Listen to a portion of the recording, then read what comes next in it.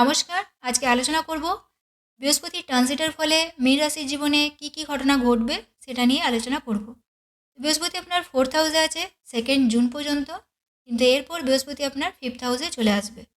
বৃহস্পতি আপনার 5th হাউসে আসার ফলে যেটা হবে সেটা হলো, যারা অনেক দিন সন্তান চাইছিলেন তাদের সন্তান লাভ হবে জুনের পর থেকে।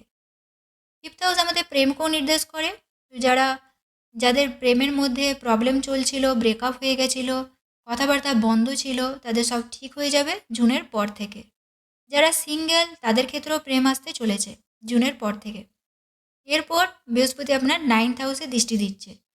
জুনের পর পিতার সাথে, গুরুর সাথে সম্পর্ক ভালো থাকবে। আপনার মধ্যে আধ্যাত্মিকতা বাড়বে।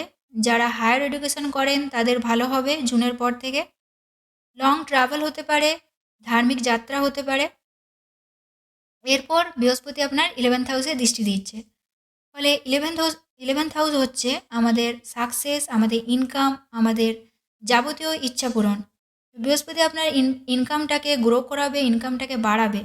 দীর্ঘদিনের পাওনা টাকা ফেরত পেতে পারেন জুনের পর থেকে। এরপর বৃহস্পতি আপনার 2nd হাউসে দৃষ্টি দিচ্ছে।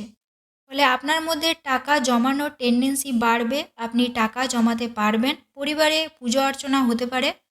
তো নমস্কার, আজকের মতো এই পর্যন্তই।